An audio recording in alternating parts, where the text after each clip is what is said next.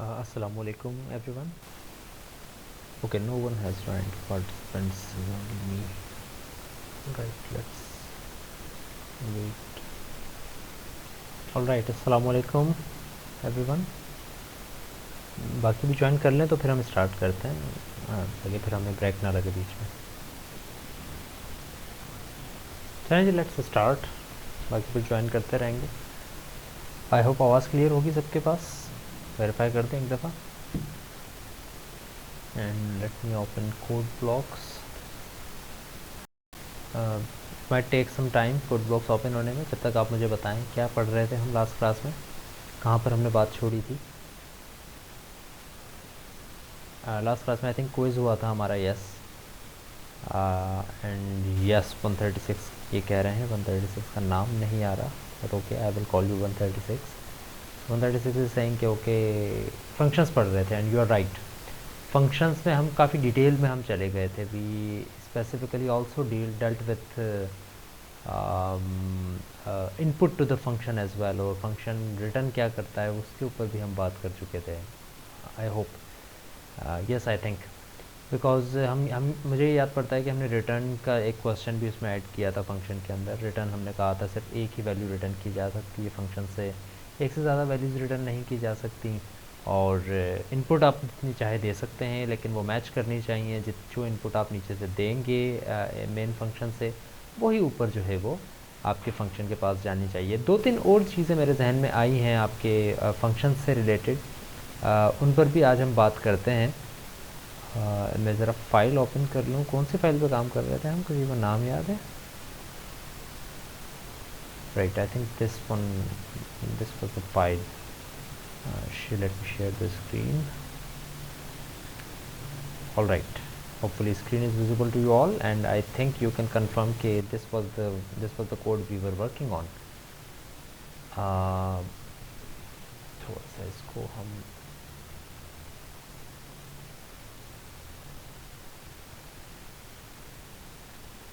ठीक है। तो just for a quick recap, हमने ये कहा कि हमेशा मेन जो एक फंक्शन है जो कि कोई आर्गुमेंट नहीं लेता, वो रिटर्न टाइप उसकी इंटीजर है। हमने ये कहा कि प्रोसेसर जो आपका है वो मेन फंक्शन को कॉल करता है। जब भी आप इस बटन को क्लिक करते हैं ना, तो मेन फंक्शन को वो कॉल करता है, यानी कि उसने कॉल किया है मेन फंक्शन को, और मेन फंक्शन ने अपना काम कर कर दोबारा उसी के पास जाना है, प्रोसेसर के पास, कि भाई मेरा काम ख़त्म हो गया। तो मेन फंक्शन का पहला काम ये है कि उसने करना है प्रिंट एफ। हमने ये लिखा है, उसने वो प्रिंट कर दिया। फिर उसने एडिशन के फंक्शन को कॉल किया। प्रोसेसर ने मेन को कॉल किया था, और मेन फंक्शन ने अब एडिशन के एक फंक्शन को कॉल कर दिया। जब ये एडिशन के फंक्शन को कॉल करता है तो फिर ये ढूंढेगा इसमें एडिशन का फंक्शन कहाँ है। ये रहा एडिशन का फंक्शन।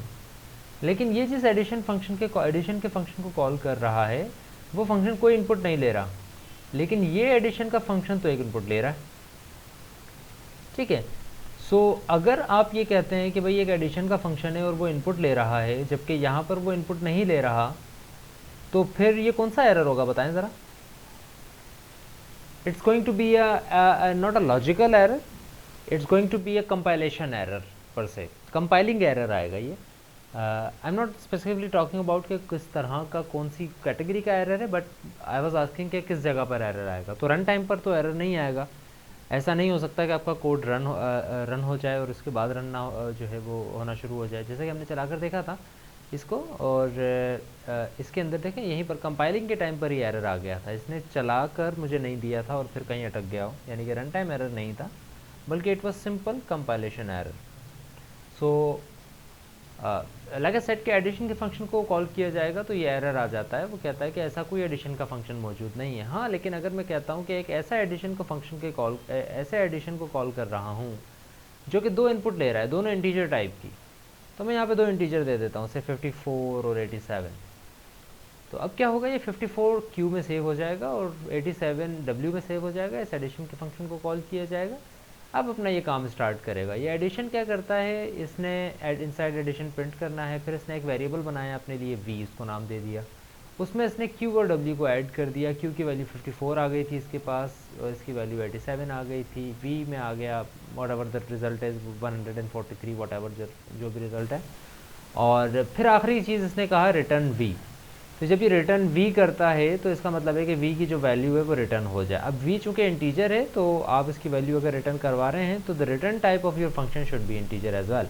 अगर मैं यहाँ वॉइड कर दूँ तो फिर ये चीज़ एरर है कि भाई आप रिटर्न करवा रहे हो एक इंटीजर, जबकि आपकी रिटर्न टाइप कह रही है कि आप कुछ रिटर्न नहीं करवा सकते। अगर आप यहाँ लिख देते हो स्ट्रिंग और यहाँ से आप ये v रिटर्न करवाते हो तब भी यही एरर है कि भाई आप रिटर्न करवा रहे हो एक इंटीजर, जबकि आपकी रिटर्न टाइप ये कह रही है कि आपने स्ट्रिंग रिटर्न करवानी है, राइट।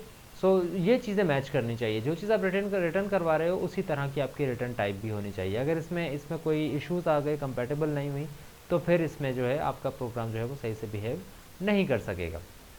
तो भाई ये रिटर्न करता है v, जो भी जवाब आता है। तो हम ये कहते हैं कि भाई ये जो फंक्शन की कॉलिंग है, हमने ये लास्ट क्लास में काफ़ी डिटेल में डिस्कस किया था कि फंक्शन की कॉलिंग, एक चीज़ तो इसका ये है कि फंक्शन को कॉल करती है और दूसरा फंक्शन की रिटर्न वैल्यू को भी रिप्रेजेंट करती है। यही पूरी चीज़ जो मैंने सेलेक्ट की हुई है, it is actually the calling of the function, also it is the return value of the function, which means कि अगर मैं चाहता हूँ कि इसकी रिटर्न वैल्यू को प्रिंट करवा दूँ या सेव करवा दूँ, तो मैं एक वेरिएबल फॉर एग्जांपल बनाता हूँ कि भाई कैचर का हमने शायद वेरिएबल एक बनाया था। हमने कहा भाई एक वेरिएबल है और उसके अंदर मैं सेव करवा देता हूँ ये चीज़। अब ये चीज़ कोई इंटीजर नहीं है जो कि मैं कैचर में सेव करवा रहा हूँ, ये चीज़ कोई जो है नंबर नहीं है जिसको मैं कैचर में सेव करवा रहा हूँ। हमेशा ऐसा ही होता है ना कि आप लिखते हैं कि भाई इंटीजर x इक्वल टू 9, आप कोई इंटीजर ही सेव करवाते हैं अपने इंटीजर वेरिएबल में, लेकिन मैं यहाँ क्या सेव करवा रहा हूँ, ये चीज़। तो इससे आपको ये समझ लेना चाहिए कि ये चीज़ जो है ये एक्चुअली फंक्शन की कॉलिंग है, लेकिन साथ ही साथ फंक्शन की रिटर्न वैल्यू भी यहीं पर आएगी।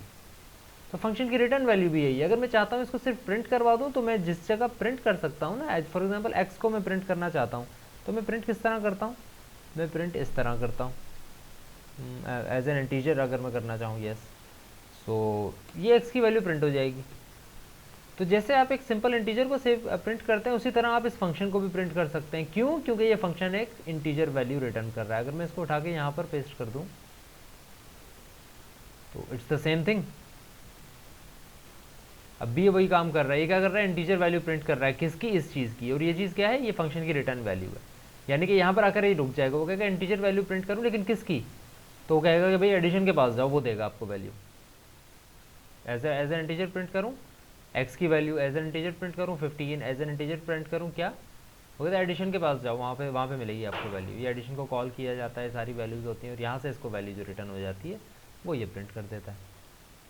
ठीक है, यहाँ तक हमने ये बात की थी। अगर यहाँ तक कोई इशू आपने जाकर अगर किया हो, इसमें प्रोग्रामिंग वगैरह कोई इशू आया हो, तो I am all ears, please ask me, I am here to answer your questions about anything related to functions. Alright, no questions, then okay. So today we are going to deal with something called function overloading. We are going to deal with function overloading today, because I am assuming, and because no one has asked any question regarding functions, so we are going to start with function overloading. आज हम इस पर detailed बात करेंगे, लेकिन as you know about my teaching method में आपको directly topic से स्टार्ट नहीं करवाऊंगा कि भाई ये टॉपिक ये होता है। We are going to learn something with practice. हम सोचेंगे अपना कुछ एक कंसेप्ट बनाने की कोशिश करेंगे और फिर हम अंदाज़ा लगाएंगे कि एक्चुअली अच्छा ये चीज़ जो है इसको फंक्शन ओवरलोडिंग कहा जाता है। So let's start with a simple problem.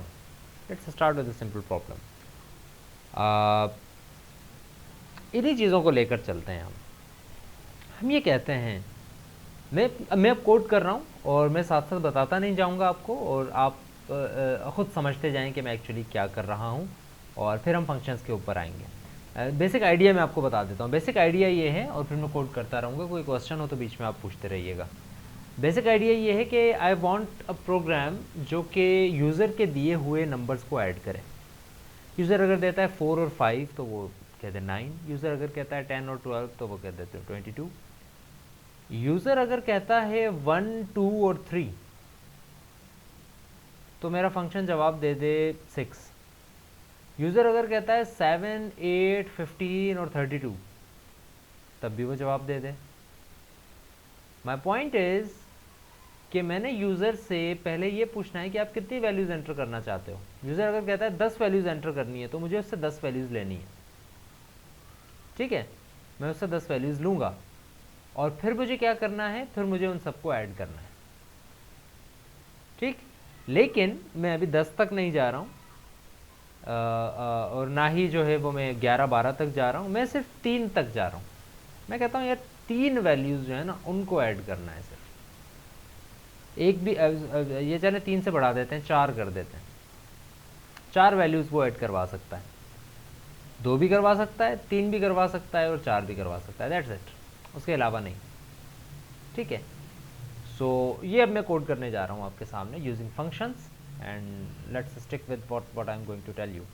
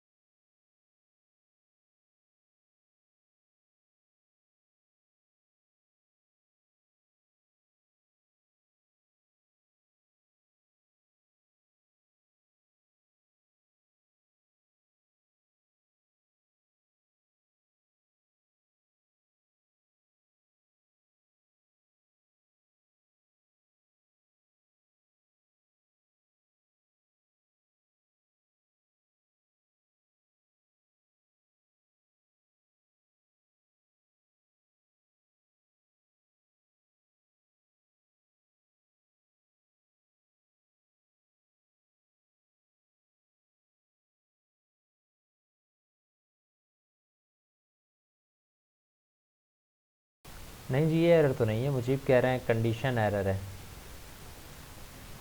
अच्छा अच्छा ठीक है। Okay, there was an issue, recording में मेरा माइक बंद था जब से मैंने ये कोड कर रहा था। तो मैं एक दफ़ा और बताता चलता हूँ उन स्टूडेंट्स के लिए जो कि बाद में जाकर रिकॉर्डिंग देखना चाहेंगे। तो एक दफ़ा मैं क्विकली रिकैप करवा देता हूँ कि मैंने क्या किया इस दौरान, जो कि आई थिंक स्क्रीन तो रिकॉर्ड हो रही थी बट आवाज़ मेरी रिकॉर्ड नहीं हो पा रही थी। फिर मैं इस एरर के ऊपर आता हूँ। तो I just did this thing कि मेन को जब कॉल किया जाएगा तो तीन चीज़ें मैंने बनाई हैं, एक वेरिएबल है, एक एरे है 4 साइज़ का, और एक सम का वेरिएबल है। मैं यूज़र से पूछता हूँ आप कितने नंबर ऐड करना चाहते हैं, वो यूज़र मुझे एक नंबर देगा। आई एम अज्यूमिंग कि यूज़र 2, 3 या 4 ही देगा, जिस तरह से मैंने प्रॉब्लम डिफाइन की थी। ज़्यादा नहीं देगा और कम भी नहीं देगा। आई एम जस्ट अज्यूमिंग, मैं उसका भी चेक लगा सकता हूँ लेकिन उस डिटेल में मैं नहीं जा रहा हूँ। फिर मैंने एक लूप लगाया है, वो उतनी दफ़ा चलेगा जितने दफ़ा यूज़र ने कहा था कि मुझे नंबर्स एंटर करने हैं। वो अगर 2 कहता है तो फिर 0 और 1 के लिए चलेगा, वो अगर 3 कहता है तो फिर वो 0, 1 और 2 के लिए चलेगा। 3 दफ़ा चलेगा यानी। और उस 3 दफ़ा में उसने क्या करना है, एंटर अ नंबर वो प्रिंट करेगा और एक नंबर रीड करेगा। पहले ARR0 में करेगा, फिर ARR1 में करेगा, यानी कि वो एक स्मूथली 1 बाय 1 होती जाएगी स्कैनिंग, जो कि हम ऑलरेडी पढ़ चुके हैं। फिर मैं ये कहता हूँ कि अगर नंबर इक्वल टू 2 है तो फिर ये काम किया जाए, अगर नंबर इक्वल टू 3 था तो ये काम किया जाए, और अगर नंबर इक्वल टू 4 था तो ये काम किया जाए। यानी कि मैं ये कह रहा हूँ कि अगर नंबर इक्वल टू 2 है, अगर यूज़र ने कहा था कि 2 नंबर वो एंटर करना चाह रहा है और यहाँ पर ये 0 और 1 के लिए चला था, तो फिर ये काम होना चाहिए। और ये काम क्या है, सम में आ जाए ये चीज़। और ये चीज़ क्या है, फंक्शन की कॉलिंग। किस फंक्शन की, इस फंक्शन की। जब ये एड दीज के फंक्शन को कॉल करेगा तो फिर ARR0 और ARR1 जो है वो ARR0 की वैल्यू क्यू में चली जाएगी, because this is just a variable, array का वेरिएबल है पर फिर भी एक वेरिएबल की तरह ट्रीट होगा। और ARR1 जो है ये भी एक वेरिएबल है, मैंने उसको बनाया एरे में है लेकिन बना वो वही 4 बाइट का वेरिएबल है। तो ARR1 जो है वो W में चला जाएगा, V के अंदर इन दोनों का सम स्टोर होगा और फिर रिटर्न कर दिया जाएगा V। तो V की जो वैल्यू है वो चूँकि इंटीजर है, तो एज एन इंटीजर जब रिटर्न होगी तो फिर यहाँ पर इसकी वैल्यू आ जाएगी, और ये वैल्यू मैं असाइन कर देता हूँ सम को, यानी सम के अंदर ARR0 और ARR1 का सम स्टोर हो जाएगा।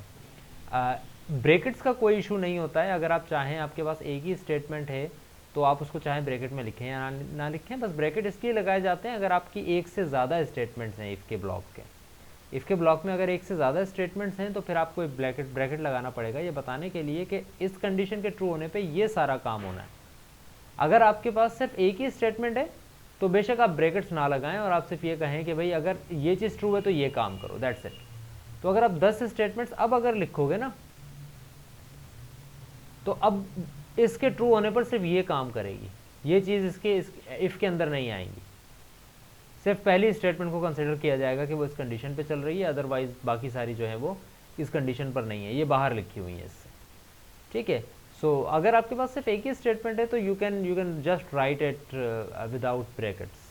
ठीक है, क्योंकि वो पहले ही एक ही स्टेटमेंट को ही कंसिडर करेगा, उसके बाद वाली को कंसिडर उसने नहीं करना। अब सवाल ये है कि यहाँ पर मीटिंग हम दोबारा 10 मिनट बाद ज्वाइन करेंगे। सवाल ये है कि अब यहाँ पर एरर किस चीज़ का है, कि यहाँ से फंक्शन कॉल हो तो रहा है, फिर यहाँ पर किस चीज़ का एरर है, ये मेरा सवाल था। तो जुहैब कह रहे हैं कि ब्रैकेट्स का था, पहले तो कह रहे थे, अब कह रहे हैं जुहैब कि शायद लास्ट में एल्स लिखना हो, ये इशू हो कि आपने एल्स नहीं लिखा। तो नो, इट्स नॉट नेसेसरी। ये भी हम इफ एल्स पढ़ते हुए डिटेल में बात करके आ चुके हैं कि अगर आप कहते हैं कि एक कंडीशन के ट्रू होने पर कुछ हो तो आप सिर्फ यही बता दें कि उसके ट्रू होने पे क्या करना है। आप बेशक ये ना बताएं कि उसके फॉल्स होने पे क्या करना है। एल्स तो फॉल्स का ब्लॉक होता है ना, कि अगर आपकी कंडीशन फॉल्स है या कंडीशंस फॉल्स हो जाती हैं तो फिर आपने क्या करना है। यानी कि एल्स का ब्लॉक मैं तब लगाऊंगा जब मैं कहूँ कि अगर ये है तो ये हो, अगर ये है तो ये हो, अगर ये है तो ये हो, और अगर इनमें से कुछ भी ना है तो फिर ये हो। लेकिन मैं ये नहीं चाह रहा कि अगर इनमें से कुछ भी नहीं है तो फिर क्या हो, क्योंकि मैंने ये अज्यूम कर लिया कि यूज़र या तो 2 देगा या 3 देगा या 4 देगा। तो 2 देगा तो ये 2 ऐड हो जाए, 3 देगा तो ये 3 ऐड हो जाए, 4 देगा तो ये 4 ऐड हो जाए। अब भी मेरा सवाल वहीं का वहीं है, मैंने दोबारा रिपीट कर दी है सारी चीज़ें फॉर माई लाइव ऑडियंस, लेकिन फिर भी मुझे अभी तक जवाब नहीं आया। एक और दफ़ा सोच लें क्या एरर है। चलें जी, दी एरर इज़ कि यहाँ पर तो सही है, यहाँ पर पता है क्या इशू आ रहा है, वो कह रहा है कि अगर नम 3 है तो फिर ये काम होना है। ठीक है, होना है। सम में क्या स्टोर हो जाएगा, ये वाली चीज़। अब ये चीज़ क्या है, ये ऐड दीज के फंक्शन की कॉलिंग है, यानी कि ये फंक्शन कॉल हो जाएगा। एग्जैक्टली फैसल का अब जवाब आया है, and I think he was typing in that time. So yes, A double R 0 चला जाएगा क्यू में, ए डबल आर 1 चला जाएगा डब्ल्यू में, ए डबल आर 2 कहाँ जाए? तो the main question, the main answer here is कि ये फंक्शन यहां पर डिफाइंड नहीं है। ये वाला जो फंक्शन है एक ऐसा ऐड दीज का फंक्शन जो कि 2 नहीं बल्कि 3 आर्ग्यूमेंट ले रहा हो, 3 पैरामीटर्स हो जिसके पास, ऐसा कोई फंक्शन नहीं है। ऐड दीज का एक ही फंक्शन है जिसके अंदर 2 आर्ग्यूमेंट्स हैं, क्यू और डब्ल्यू। 3 वाला कोई नहीं है, इसी तरह 4 वाला भी कोई नहीं है, 0 1 2 3 ये भी कोई नहीं है। ऐड दीज का सिर्फ एक ही फंक्शन है जो कि सिर्फ 2 नंबर्स को ऐड कर सकता है। तो अब अगर मैं ये काम करवाना चाह रहा हूं तो अब मैं क्या करूंगा, मैं इस फंक्शन को अब दोबारा लिखूंगा, मैं इस फंक्शन को अब दोबारा लिखूंगा और यहां पर सिर्फ एक काम करूंगा, मैं ये कह दूंगा कि एक और नंबर भी आ सकता है। 3 आर्गुमेंट कर दिए मैंने और यहां पर एडिशन भी फिर मैं 3 की कर रहा हूं और v को रिटर्न करवा रहा हूं। पहले v में q और w ऐड हो रहा था और इस फंक्शन को कॉल करेंगे तो 3 वैल्यूज ऐड होंगी। इसी तरह मैं इस चीज को एक और दफा लिखता हूं और एक और दफा लिखकर अब मैं एक और वेरिएबल इसमें ऐड कर देता हूं और v के अंदर q और w का एडिशन नहीं बल्कि q w और e का एडिशन भी नहीं, जबकि q w e और r का एडिशन मुझे चाहिए v में और v इसमें इसी तरह से जो है वो बिल्कुल उसी तरह। अब ये तीनों फंक्शंस आप देखें एक मिनट के लिए, मैं खामोश हो जाता हूँ एक मिनट के लिए, तीनों फंक्शंस देखें और आप देखें इन तीनों में कोई फर्क नहीं है, ये तीनों एक ही फंक्शन है। ठीक है जनाब, तो ये तीनों फंक्शंस एक ही हैं। अब सुनिएगा यहाँ पर जो मैं जुमले बोलने जा रहा हूँ वो सारा ज़रा गौर से सुनिएगा, वो ये कि ये तीनों फंक्शंस एक ही हैं लेकिन मुख्तलिफ भी हैं। इनको मुख्तलिफ क्या चीज़ कर रही है ये आपसे मैं जानना चाह रहा हूँ, क्या चीज़ है जो कि इनको मुख्तलिफ कर रही है? वैसे तो देखने में एक ही है, क्या वो एक चीज़ है जिससे आप कहेंगे कि यार ये चीज़ जो है ना इस वजह से मैं कह रहा हूँ कि ये फंक्शन दूसरे से डिफरेंट है। वर्डिंग आप गलत यूज़ कर रहे हैं। Tayyab, quantity of array is nothing, it is the size of array and quantity of array elements. तो 4 तो साइज ऑफ एलिमेंट है, ये तो व्हाट एल्स। मैं यहाँ पर तो एरे बना हुआ ही नहीं है ना, मैंने तीनों फंक्शंस की बात कर रहा हूँ, मैं एरेस को छोड़ दें, वहाँ से आप एरे भेजें या एक नंबर भेजें या एक वेरिएबल भेजें, व्हाटएवर, इन फंक्शंस को आपस में क्या चीज़ डिफ्रेंशिएट कर रही है? फैसल अली कह रहे हैं value. Think harder, think harder, I want your selves to reach at that point. क्या चीज़ है जो कि डिफरेंट कर रही है इन तीनों फंक्शंस को आपस में? No no no, again Mujeeb, indexing is related to arrays, there is no array in the area that I have selected, कोई एरे नहीं है इसमें। यस, तैयब थोड़े से करीब हैं। ही इज सेइंग कि different number of integers in each function, हर फंक्शन में इंटीजर्स मुख्तलिफ हैं। पहले फंक्शन में 2 इंटीजर्स हैं, ये चले 3 है, वी को भी अगर काउंट कर लेते हैं तो। दूसरे फंक्शन में 4 हैं और तीसरे फंक्शन में फिर 5 हैं। डिफरेंट नंबर ऑफ इंटीजर्स हैं। Again I am going to say think even harder and say some other thing that is related to functions specifically. What is the thing that is differentiating all of these functions? Like for example, अगर मैं कहता हूँ नाम, तो नाम तो differentiate नहीं कर रहा, नाम तो सेम है, तो फिर डिफ्रेंशिएट क्या चीज़ कर रही है? अच्छा, आई एम सॉरी, आपके जवाब मिस हो गए मुझसे बिकॉज वी रिकनेक्टेड। लास्ट जवाब जो मैंने एड्रेस नहीं किए थे वो ज़रा मुझे दोबारा सेंड कर दे काइंडली, ताकि फिर उस पर डिस्कशन हम स्टार्ट करें। माई क्वेश्चन स्टिल स्टैंड्स कि what is the thing that is differentiating. For example मैं स्टार्ट करता हूँ, इंटीजर रिटर्न टाइप सेम है, फर्स्ट की भी इंटीजर है, सेकंड की भी इंटीजर है, थर्ड की भी इंटीजर है। फंक्शन का नाम सेम है, फंक्शन के जो वो है इनपुट जो ले रहा है उसकी हर जगह इंटीजर ही है, कैरेक्टर नहीं है कहीं पे भी, ये भी सेम है। रिटर्न इंटीजर कर रहा है, ये भी सेम है।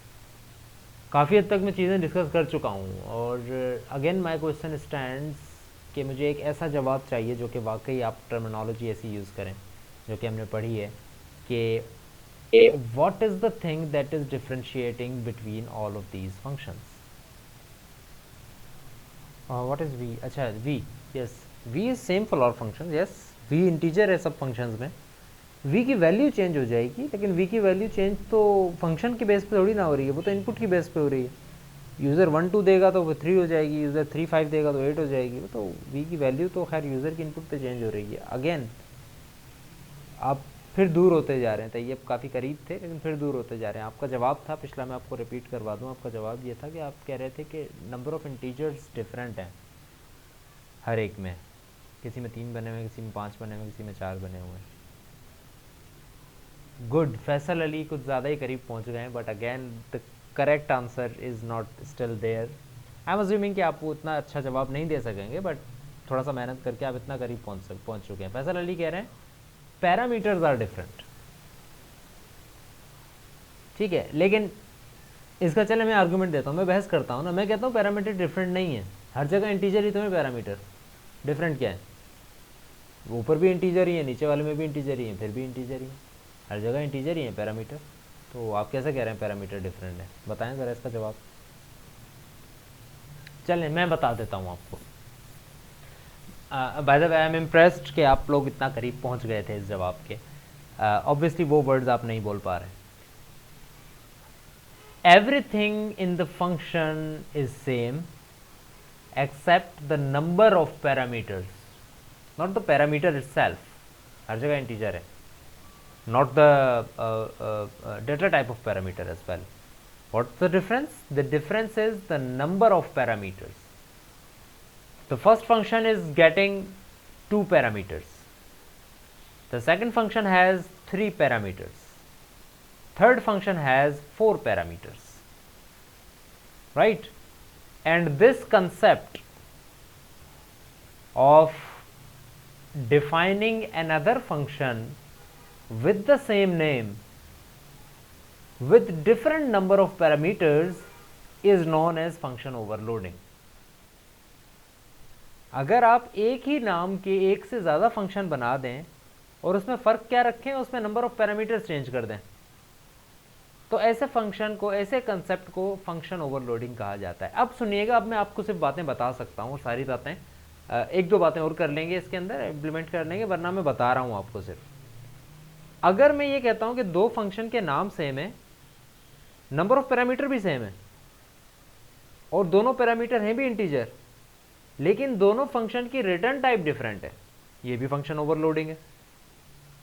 अगर मैं कहता हूं दोनों फंक्शन का नाम सेम है, रिटर्न टाइप भी सेम है, नंबर ऑफ आर्गुमेंट भी सेम है, लेकिन एक इंटीजर और कैरेक्टर ले रहा है और एक कैरेक्टर और इंटीजर ले रहा है, पहले कैरेक्टर और इंटीजर, समझ रहे हैं बात? फंक्शन ओवरलोडिंग हो गई। अगर मैं कहता हूं नाम सेम है, रिटर्न टाइप भी सेम है, लेकिन एक आर्गुमेंट ले रहा है, दूसरा दो आर्गुमेंट्स ले रहा है, फंक्शन ओवरलोडिंग। नाम सेम है, रिटर्न टाइप भी सेम है, फंक्शन जो पैरामीटर्स हैं उनके नंबर्स भी सेम है, लेकिन एक फंक्शन इंटीजर और फ्लोट ले रहा है, दूसरा फंक्शन फ्लोट और कैरेक्टर ले रहा है, ये भी फंक्शन ओवरलोडिंग हो गई। ठीक है, सो हर एक तरह की चेंजेस में क्या चीज़ सिमिलर है? अब मेरा सवाल ये है, जितनी भी मैंने चेंजेस बताई कि सब चीज़ें फंक्शन ओवरलोडिंग है, सिमिलर क्या चीज़ है? क्या चीज़ हमेशा सेम है? गुड फैसल, ओके, जोहेब कह रहे थे क्यू सेम है, तो क्यू और डब्ल्यू सेम है, बट नो, एक्चुअली वो तो वेरिएबल के नाम है। जो भी मैंने चीज़ें बताई उसमें वेरिएबल के नाम मैंने डिस्कस नहीं किया। फैसल का जवाब सही है, ही सही कि फंक्शन नेम हर जगह सेम है। अब देखिएगा, मैं फंक्शन इन चीज़ों को जो है, चले खैर यहाँ तो ये चल जाएगा, पहले चले आपको चलाकर दिखा देता हूँ, फिर अगली चीज़ पर आते हैं जो कि हमने कही इतनी सारी चीज़ें। क्या एरर है भाई यहाँ पर, अब बताएं ज़रा।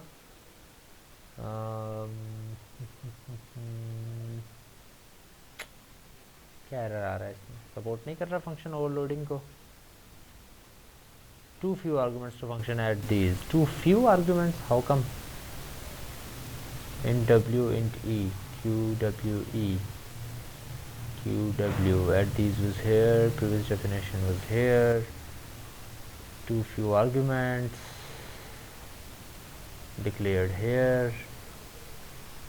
What about this? 3 वाले को क्यों नहीं ऐड कर रहा? 4 एरर्स आ रहे हैं, कह रहा है कौन कौन से एरर्स हैं?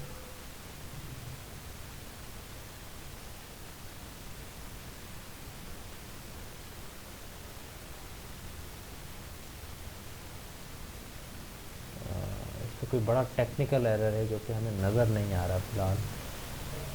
01, 012 कॉमर्स वगैरह सेम है, सम के अंदर ही स्टोर हो रहा है, तीनों इंटीजर रिटर्न कर रहे हैं, तीनों में इंटीजर पी आ रहा है, जीरो बी आर आ रहा है, एंड एट के 3 फंक्शंस हैं, एंड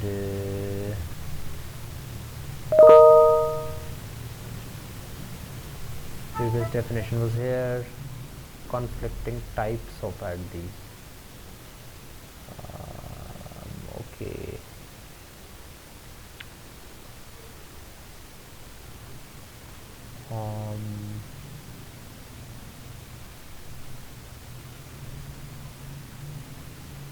conflicting types, ये भी conflicting type है और ये भी conflicting type है.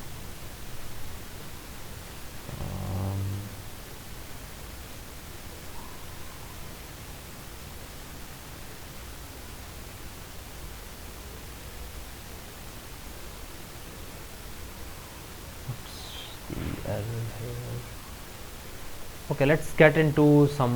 इसको थोड़ा सा मैं चेंज करता हूँ. I think it's not getting the support of that. और यहाँ पे हम इसको कर देते हैं से कैरेक्टर. ये चले लॉन्ग इंट कर देते हैं.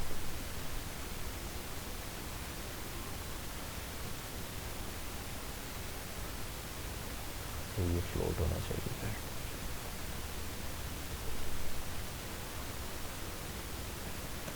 I'm just checking कि ये इसका एरर जो है वो इसी वजह से आ रहा है या किसी और वजह से आ रहा है. Conflicting type, why is it not supporting function overloading?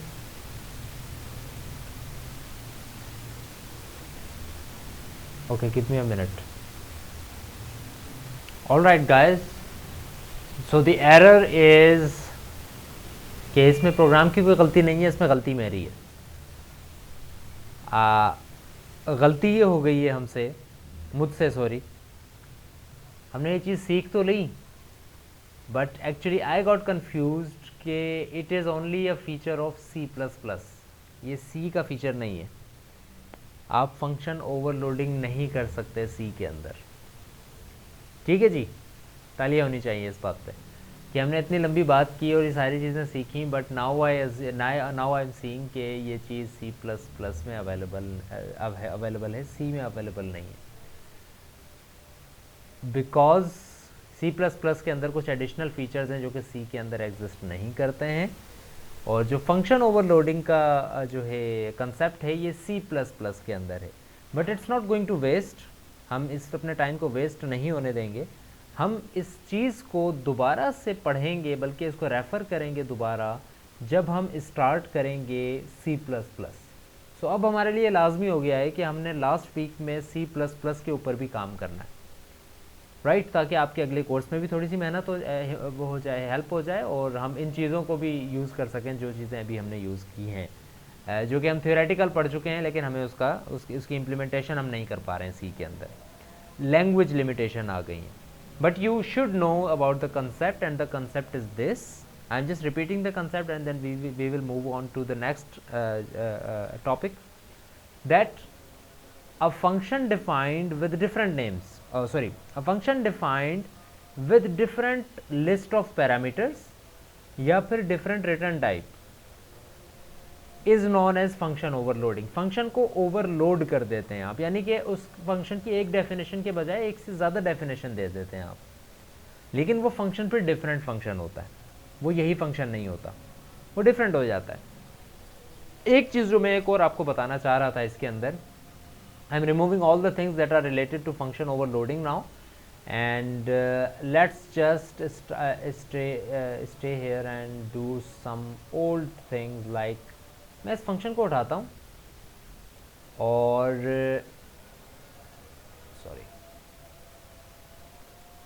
यहाँ पे लिख देता हूँ. अक्सर ऐसा होता है, ज़्यादातर लोग इसी तरह करते हैं कि वो यूज़र के दिए हुए जो फंक्शन को कॉल करते हैं जब, तब मैं ज़रा इसको भी चेंज कर लूँ तो फिर अगली चीज़ के ऊपर चलते हैं. फॉर एग्ज़ाम्पल नम है और ये 2 दफ़ा ही मैं यूज़र से ले रहा हूँ यूज़र इनपुट, और इससे पूछ नहीं रहा हूँ।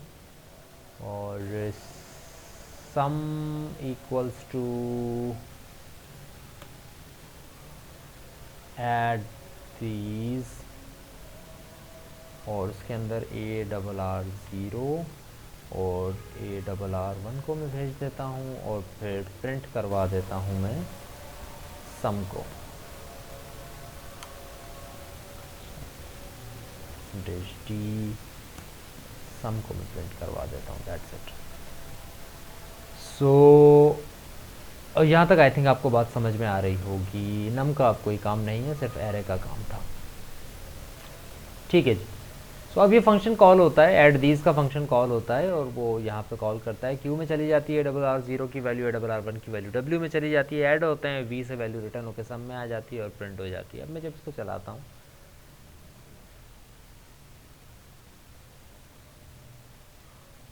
जनरल एरर नहीं, देखें हम ये चीज़ आ रही है ना। फॉर एग्जांपल मैंने 2 नंबर दिए 5 और रुक गया। अब ये क्यों रुक गया, वो बता सकता है क्या एरर था, क्यों रुक गया? पहली वैल्यू तो इसने ली मुझसे, फिर आई प्लस प्लस करके 1 के लिए जब आया तो फिर इसने कुछ प्रिंट नहीं किया। यही काम अगर मैं थोड़ा सा चेंज करके दोबारा वहीं पर हम चले जाते हैं जहाँ पर हम थे, अब चलाते हैं, देखते हैं क्या होता है।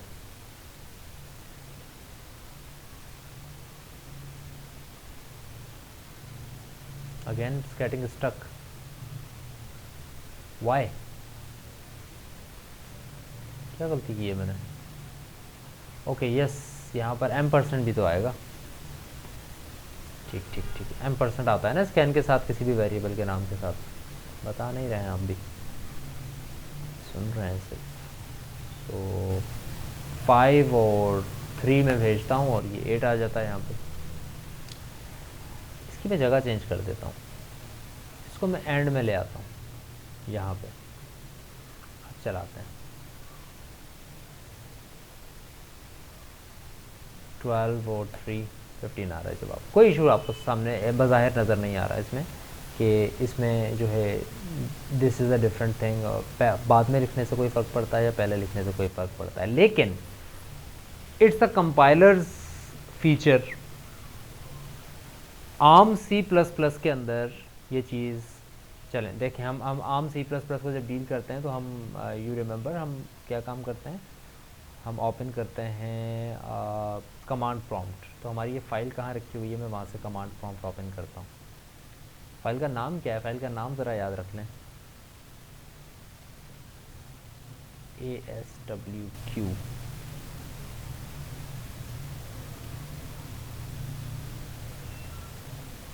Yes, ASWQ.c।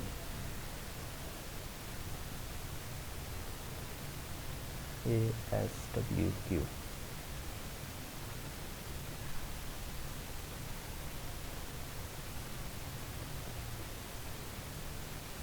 .c।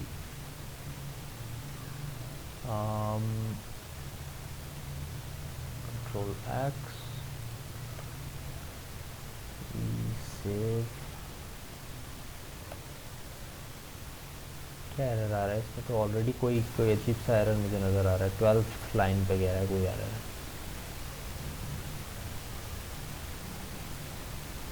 खैर कंपाइलर काम कर रहा है, चलें। Now the thing that we are going to discuss is kind of a theoretical thing rather than an implementation thing.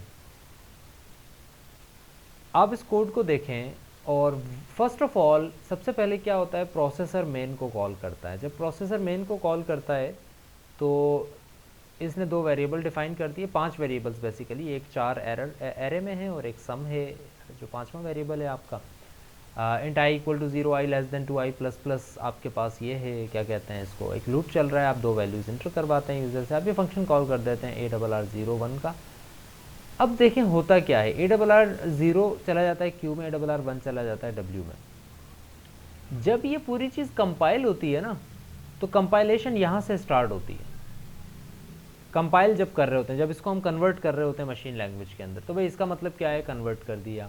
इसका मतलब क्या है कन्वर्ट कर दिया, इस पूरे का मतलब क्या है कन्वर्ट कर दिया, इस पूरे का मतलब क्या है, सब चीज़ें अगर ओके हैं, कहीं आप सेमीकोलन लगाना नहीं भूल गए, कहीं आपने एंड लगाना भूल गए हो, कहीं आप जो है क्या कहते हैं कोटेशंस बंद करना ना भूल गए हो, कहीं आपने ब्रैकेट खोला हो बंद ना किया हो, इस तरह के जो एरर्स हैं वो यहाँ पर आपको नज़र आ जाएंगे अगर कोई एरर हुआ। अगर कोई नहीं है तो ये सारी की सारी चीज़ जो है वो कन्वर्ट हो जाएगी मशीन लैंग्वेज के अंदर और रन होना शुरू हो जाएगी। अब इशू ये है कि आप यहाँ पर देखें कि जब ये ऐड दीज को कॉल करता है तो इस जगह पर ऐड दीज का पता होना चाहिए कोड को कि ऐड दीज क्या है। जब ये यहाँ पर कॉल कर रहा है तो इसको पता है, क्योंकि ये ऊपर से कंपाइलेशन स्टार्ट की ना इसने, तो इसको पता लग गया कि कोई फंक्शन डिफाइन हुआ है, उसका नाम ऐड दीज है। वो नीचे आता है, जब ऐड दीज कॉल होता है तो वो कहता है ओके, पता है उसको ऐड दीज क्या है। लेकिन अगर मैं यही चीज़ नीचे लिख देता हूँ तो मोस्ट ऑफ द कंपाइलर्स अब इसको एक्सेस नहीं कर पाते। अभी हम चलाकर देख रहे थे तो चल रहा है, इस कंपाइलर में चल रहा है, लेकिन मोस्ट ऑफ द कंपाइलर्स इस चीज़ को एरर कहते हैं। वो क्या एरर कहते हैं, वो इस बात को नोट करते जाएं अपने पास।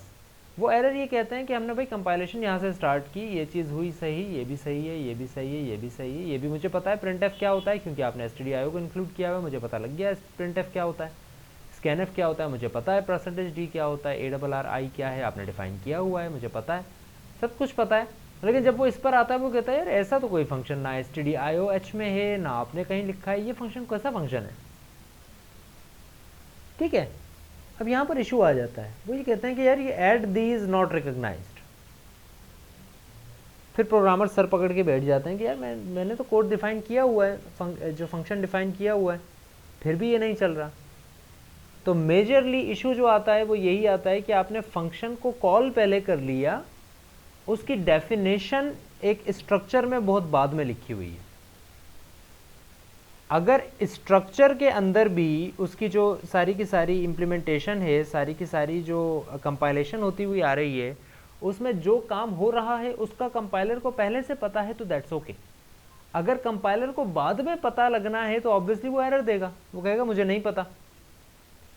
अगर उसको पहले से पता था तो दैट्स ओके, उसको पता है, वो जानता है वो ये जो काम कर रहा है वो क्यों कर रहा है। लेकिन अगर वो काम उसको आगे जाकर पता लगना था तो वो उस पर्टिकुलर सिचुएशन में थोड़ी ना उस चीज़ को पहचानेगा, वो ऐड दीज को थोड़ी ना पहचानेगा। प्रोग्रामर को ये लगता है कि ठीक है मैंने डिफाइन तो किया हुआ है, लेकिन कंपाइलर इसको कहता है कि ऐड दीज मुझे नहीं पता क्या है, आगे जाकर आप बता दें तो बता दें, लेकिन अभी मुझे नहीं पता क्या है। तो वो यहाँ पर एरर देना शुरू हो जाता है। अगर आप ये चाहें कि आपका मेन फंक्शन ऊपर ही लिखा रहे, अब फॉर एग्जाम्पल मैं एक फंक्शन नहीं लिख रहा, मैं 50 फंक्शंस लिख रहा हूँ, तो जब मैं 50 फंक्शंस ऊपर लिखना शुरू कर दूंगा सिर्फ इस एरर की वजह से, तो आपका मेन बहुत ही नीचे चला जाएगा, बहुत ही नीचे चला जाएगा, आपको पता ही नहीं है मेन कहाँ है, आपके 50 फंक्शंस और लिखे हैं मैं ऊपर, और आपको मेन ढूंढना मुश्किल हो रहा है। तो इट्स ऑलवेज बेटर कि आप मेन को ऊपर ही लिखें। अब अगर मैं मेन को ऊपर लिख देता हूँ तो फिर इशू ये आता है कि मेन के अंदर जिन फंक्शंस को मैं कॉल कर रहा हूँ वो बाद में लिखूंगा, और वो फंक्शन अगर बाद में है तो फिर मेन के अंदर उनकी कॉलिंग पहचानी नहीं जाएगी। यस और नो में मुझे बताएं आप चीज़ को फॉलो कर रहे हैं या नहीं कर रहे हैं, यस और नो में बताएं जल्दी से, right. So it's always better कि आप अपने फंक्शंस को पहले डिफाइन करें।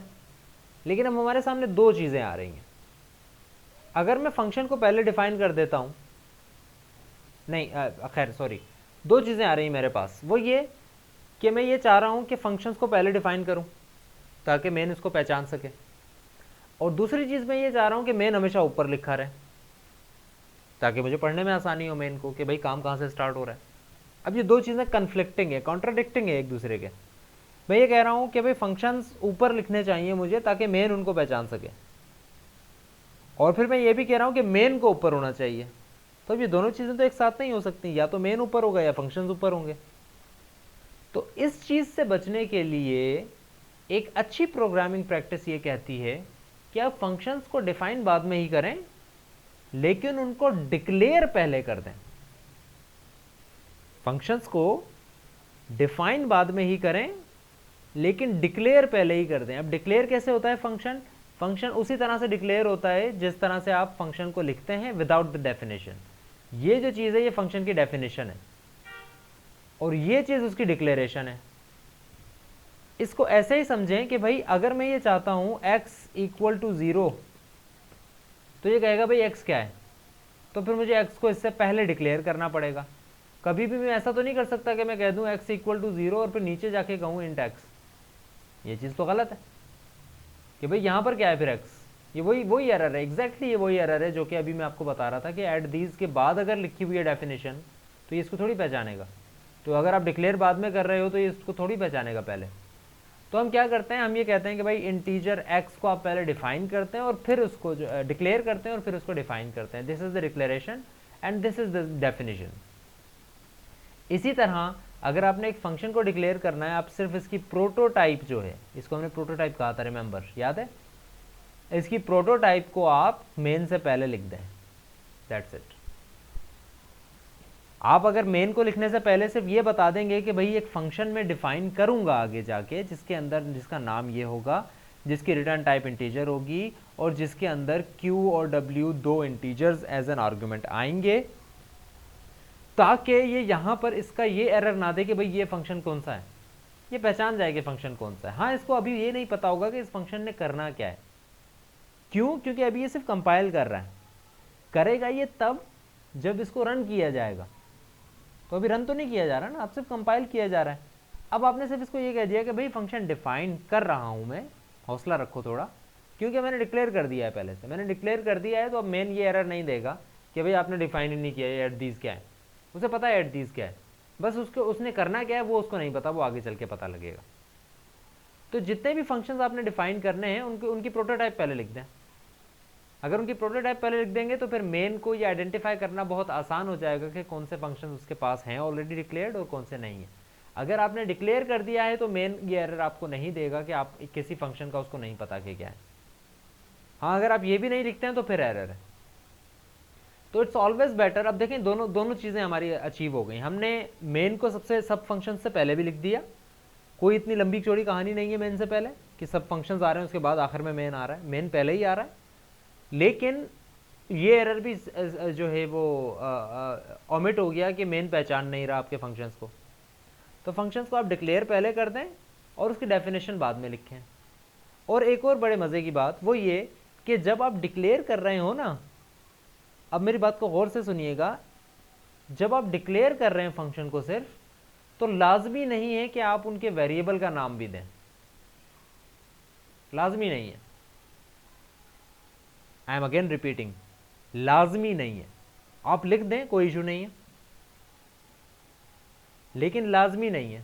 तो अगर लाजमी नहीं है तो मुझे यहां पर सिर्फ ये सोचना है कि फंक्शन होगा क्या, कितने इनपुट लेगा, किस तरह के इनपुट लेगा और आउटपुट क्या देगा, दैट्स इट। उन इनपुट को मुझे किस वेरिएबल में सेव करना है, not the concern at the moment. उन वेरिएबल का नाम क्या होगा, कोई कंसर्न नहीं है फिलहाल इस मोमेंट पे। इस मोमेंट पे सिर्फ आपने ये अंदाज़ा लगाना है कि इस फंक्शन का नाम क्या है, रिटर्न टाइप क्या होगी और इनपुट किस किस टाइप की लेगा। ठीक है, आपको आप ज़रा देखिएगा कि अगर मैं यहाँ पर लिखता हूँ ऐड दीज, ये देखें ये फंक्शन जब भी है, अब इसको नहीं पता, इस सिचुएशन में इसको नहीं पता कि ऐड दीज क्या करेगा, लेकिन फिर भी देखें जब ये मुझे रिकमेंड कर रहा है नीचे तो मुझे बता रहा है कि भाई वो फंक्शन जो कि रिटर्न इंटीजर कर रहा है। यानी कि इसका गर्ज इस बात से नहीं है कि वो फंक्शन कितनी इनपुट ले रहा है, क्या कर रहा है, उसका गर्ज इस बात से है कि फंक्शन है क्या, उसकी प्रोटोटाइप क्या है, क्या वेरिएबल का नाम है, नॉट इम्पॉर्टेंट, फिलहाल इंपॉर्टेंट नहीं है वो चीज़। तो आप सिर्फ वेरिएबल अगर इस तरह लिख देंगे तो दैट्स ओके। इसी तरह अगर मैं एक और फंक्शन डिफाइन करता हूँ, मैं कहता हूँ एक फंक्शन है जो कि कैरेक्टर रिटर्न करेगा और उस फंक्शन का नाम है फू, कुछ भी कोई भी काम करता है वो फंक्शन। फॉर एग्जांपल यहाँ पर आके मैं उस फू को कॉल कर लेता हूँ। ठीक है जी, बस 10 मिनट से पहले ही हम मीटिंग एंड कर देंगे, दोबारा रीज्वाइन की हमें ज़रूरत नहीं पड़ेगी होपफुली। सो मैं फू को भी डिफाइन करता हूँ, मैं कहता हूँ भाई ये कैरेक्टर फू एक फंक्शन है और उसने क्या काम करना है, उसने कोई काम नहीं करना। लेट सपोज उसने सिर्फ और सिर्फ, इसमें बहुत सारे एरर्स आएंगे, आपने वो बताने क्या क्या एरर्स हैं, आपने हेल्प करनी है मुझे वो एरर सॉल्व करने के। तो भाई ये एक कैरेक्टर फंक्शन मैंने डिक्लेयर कर दिया, उसकी डेफिनेशन नीचे दे दी, जिस तरह ऐड दीज को किया था मैंने। इसमें कोई इनपुट नहीं है, इनपुट में नहीं डाल रहा है इसमें कोई, छोड़ दें इसको, मैंने फंक्शन यहाँ पे कॉल कर लिया। मैं इसको चलाता हूँ,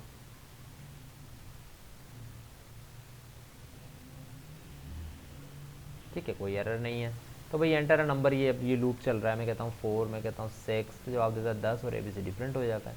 कोई एरर नहीं आया अभी तक आपके सामने, ठीक है। अब ये देखें कि ये जो फंक्शन है और ये वाली जो आपने प्रोटोटाइप लिखी है, दोनों सेम है या नहीं? यस सेम है।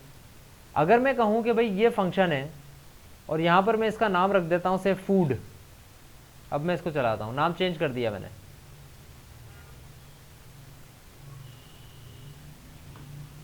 अटक गया है कहीं, लॉग देखें, हाँ ये देखें क्या लिखा हुआ है, अनडिफाइंड रेफरेंस टू फू, कि आपने भाई फू को कॉल किया है लेकिन डिफाइंड नहीं है। क्या मतलब है फू का? तो आपने ये डिक्लेयर कर दिया था फू एक फंक्शन होगा, लेकिन उसको डिफाइन नहीं किया। आपने डिफाइन किसको किया? आपने डिफाइन किया फूड को। नाम डिफरेंट हो गया, फंक्शन डिफरेंट हो गया। तो इट्स ऑलवेज नेसेसरी कि आप जो चीज़ डिक्लेयर करें उसकी डेफिनेशन भी लिखें नीचे। ऐसा ना हो कि आपने एक चीज़ डिक्लेयर कर दी, उसकी डेफिनेशन ना लिखी हो, ठीक है। आपने डिक्लेयर कर दिया कि भाई ये फंक्शन होगा, आगे जाके बताया नहीं कि फंक्शन क्या करेगा और कॉल भी कर रहे हैं आप उसको, तो फिर obviously it's going to be an error, क्योंकि आपने उसको डिफाइन नहीं किया सही से, ठीक है जी। सो आज हम यहीं तक रखते हैं अपने लेक्चर को।